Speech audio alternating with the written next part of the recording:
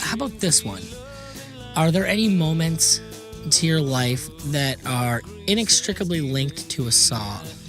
Like a soundtrack moment, if you will.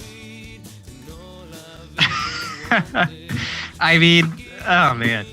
There's definitely music that or more like albums that, maybe I've listened to at a certain time in my life.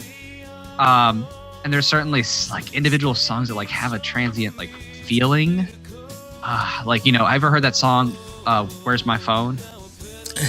I vaguely remember it. It's it's a little funny like rap song. Yeah, no, I know I've heard it. I don't just off the top of my head, not recalling it.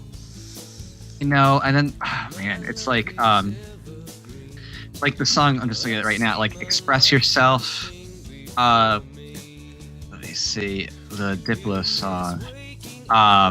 With Nikki DeB. Mm-hmm. You ever heard that song? Diplo and Nikki DeB, Express Yourself. I'm not sure if you have. But there's just like ridiculous EDM kind of like music that just, I don't know, it just gets you in the mood to create. And that always, makes you feel excited. But yeah, I can't really pinpoint one particular song that like changed my life or like gave me purpose or direction or something. We'll see. And that's one way to approach that question. That's why we ask it, because to me, the way I look at the question is kind of like not necessarily if a song changed your life, but like you just have a memory. Like so, I mean, you could just easily be like you said. There's a certain genre of music I just was listening to a ton of. Like my entire 20s could be defined by. My Chemical Romance and Fall Out Boy or something like that. Just that kind of thing. Like, that's just how I think of that part of my life. Or, I think there's an Edwin McCain song that I can't stand, but I have a positive memory of because I had to learn how to play it when I met my wife here. Because she was looking for a guitar player at an open mic, and that was the song she wanted to play.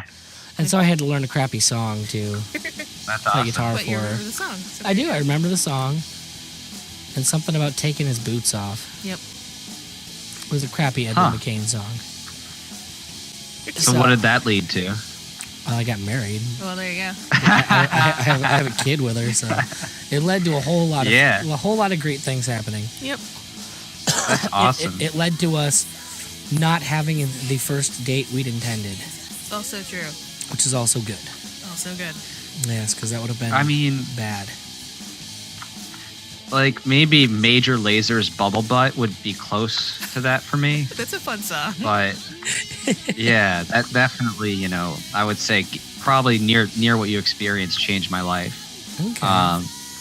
Just thinking about, how I can express myself with, fully express myself with my giant ass, so... Really. I like where this conversation is going. Right. Okay. Let's see here. This is the hard question that I ask everybody. And that's, if you had 5 albums that you could tell everyone to run out and listen to right now, they don't need to be your favorites, just 5 that you think everyone should listen to, what would they be and why? Parenthetically, if you want to do tracks, because I realize I'm an old man and I like albums, I don't think that most modern people give a shit about albums. That's true. Like, I was thinking to myself, like, crap, what albums do I listen to? I'm like, there probably are albums, but I don't even know what they are because it's like all I listen to are remixes of everything else. I'm like, there are no album remixes. Like, how do you say, Kap Slap SUmmer Remix 2018? Like, what do I do about that? Like, you say Kap Slap SUmmer Remix Summer 18? Yeah. I mean, it's like that's pretty much what would summarize it. Because I don't know albums, so it's like I'd be like, oh yeah, listen to Kap Slap, Workout Mix Volume 3, Girl Fire, definitely. Okay, well, that is my jam. Well, no, here's a real question, because I'm gonna be honest, this has been a very educational conversation for me at all, because I mean, as a musician myself, there's things I'm picking up on that are just different than the musical habits that I've had we actually kind of glossed over the question, how does music fit into your life? I forgot to ask that one earlier. So how does it? Clearly, it's different than my experience with music.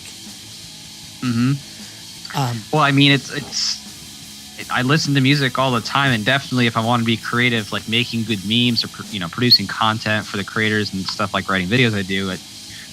I'm listening to that EDM and trance mix, and listen to that rap, and also working out too. I need that for the gym because otherwise, it's really hard to get motivated for the gym unless you're hearing some serious, Bubblebutt tracks kind of stuff going on, like okay, or like Smigo Stir Fry remixed into something. Okay, yeah. But yeah, I mean, it's something that definitely affects my life, and I'm always listening to music. Somehow, somewhere in the car, in clubs. I don't do as much clubbing, but and it's interesting because it almost seems like there's an amorphous non-specificity that you have to the music, which is kind of how I envision that genre in general. Like there's a lot of similar tones and sounds that everybody uses. Granted, they do creative different things with them. I mean, look at alternative and punk music. It's all just guitar, bass, and drums. But the way that you do that changes things. But because it's all so centered around the beats and like the danceable element of the music, right? It's very interesting to me because it seems like you've got songs and stuff, but it almost seems like that's not really the point of any of it for you. Like it's the experience of the music in general. Like what kind of genre you listen to, and that's what does it for you. And you have certain artists maybe. You don't have. To me, it seems like you don't have like a focus of a song or something like that I would have. And maybe I'm reading too much into this. Exactly. No, I think actually you hit the nail on the head. It's about the emotional and psychological state that the music itself puts you in, which is why mumble rap is able to fit within there, because it's less about the words necessarily on themselves. Like it's not necessarily that you're always focused on the words, but you're focused on like how it makes you feel or how it sets your mindset, the waves themselves. So definitely, I completely agree. It is more about the experience than like thinking deeply about, this track just totally hit the nail on the head for me with my last breakup based on this person's lyrics. That's not how it works for me. I'm into the sound, I'm into the mood of it. It's putting me in that position. And if you really aren't paying too much attention to lyrics, who cares if he's talking about taking his dog for a walk versus hashing out the entire meaning of his 30s? It doesn't make any difference. It's all the same lyrically. Like young Signorino, who is this Italian kind of rap artist. Name. He came up with a song called "Mmh Ha Ha Ha," and literally his opening lyrics is just like alpha, alpha, alpha, alpha, alpha, alpha, alphabeto, and he's saying alphabet. That's it in Italian, and it sounds so dumb if you were to like just think about it in English. You're like, wow, this guy's really stupid, but just the way he presents it, it's just so amazing to me. So you gotta listen to that sometime. But it's got so many downvotes. But if you listen to the music and the feel itself and ignore the the fact that he's just like saying like sounds of like your mouth and stuff, you get into it. What was the name of that track again? I gotta look it up. So his name is Young, and the second word is Signorino, and the song is MMH, and then 3 words ha ha ha. So right now I'm looking at it's got like literally over 500,000 downvotes, and it's got 224,000 upvotes. Yeah. But I think it's fantastic. Like I love it. Well, but, No, I was just thinking that makes so much sense to me because, like I said, my brother is into this style of music, and so he'll play something for me, and I'm like listening to the song. I'm like, these lyrics are super random. And like I didn't kind of understand the draw of it, but when you say, it's kind of about that like headspace it puts you in more than the lyrics, and the lyrics might just be like whatever random sounds. Well, but it creates this flow. I'm like, that makes so much more sense. And I wonder if that's why there is like a bit of an overlap between the jam band scene and the EDM scene, because if you're really, I mean, I don't know if you know anything about the jam band scene, but honestly, the important part of jam bands is going and dancing. That's why you go to see jam bands. You go to be a hippie and close your eyes and just kind of noodle around and dance. And it's really about the feeling and the mood that the music puts you into more than anything else. I as a songwriter myself, I personally like lyrics, and so I tend not to gravitate towards those because for me it's like, oh, okay, I mean that's cool, it's music, I get that, but what's it about? Right. What is he saying? But don't take that as like as me trying to scoff or be murmur. I'll do that with Liz. I'll do that with Liz later, but it's just interesting to me to talk to somebody that just fundamentally approaches music differently. So right, yeah. I mean, and don't get me wrong, like I also can appreciate lyrics and things like that. I do. Like for example, I like Eric July's backwards, albums with statism and veracity and stuff, and I like the lyrics and things like that with it. And actually, I also write some stuff related to songs that I have. There's going to be a little parody song coming out soon for The Philosopher that I wrote, so that's going to be very interesting. But yeah, it's like, lyrics can have an importance if you want them to have an importance, but they can also take a back seat if you're like focused on, how it fits within the sound and the overall like ambiance of the set that's going on. Well, and that's another funny thing to me, because even with because there's instrumental bands I listen to also, but I know for me personally, if I'm listening to instrumental music, like I still need to have that melody to gravitate towards. Like I have to kind of be able to pick out, well, this is the instrument that's leading things, and that's taking me on an adventure. I still want that impression of a story being told. And I mean, is that something that you get out of that kind of music, or is that not really the point? Yeah, no, to me, it's not really the point. It's kind of almost just like, if I were to put it in the rawest of terms, if it's giving me a psychological orgasm of delight in terms of motivating my emotions toward a certain way, a creativity kind of resonance.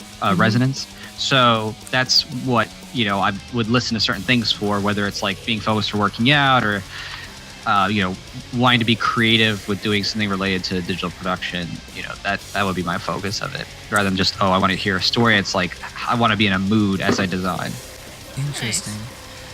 And then I just want to start asking questions about drugs based on where this conversation has gone. Because I could see how that would help, like in that whole. Because I'm wondering. I mean, I'm a sober guy, and so I'm wondering if that affects the fact that like there's certain things I'm looking for a particular delineation, versus I don't know that I would be capable of that if I was high. You're like just trying to figure out how would I even do that.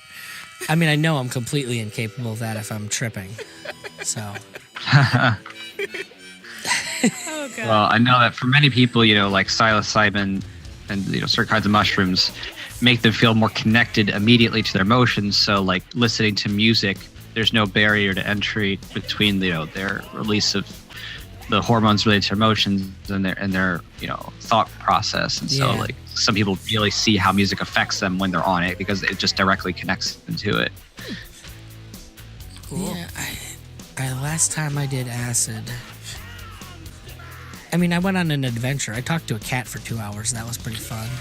There you go. That's interesting. Yeah, it was a good conversation. Pussface listened very well. I also thought I was a spirograph for an hour. Wow. I probably did more acid than I should have done, based on the amount of times I've done it. But it was a good long night, and I truly don't know that it was about a week before I started feeling normal again. There you go. If ever. Yeah. Well, no, I think that there is some truth that you never really come back entirely. Like that, like if you once you break that seal, like something does fundamentally change in you. Well, there you go. But I'd ask for someone to back me up on this, but I have no knowledge of what their particular experiences are, so we won't go there. and this is not a podcast about drugs. But if you want to do drugs, you do all the drugs you want to do. Music is your drug of choice. There you go. I mean, if it's taking you... I'm a Roxy Music fan. And love is the drug. Yeah, there you go. So, yeah. interesting.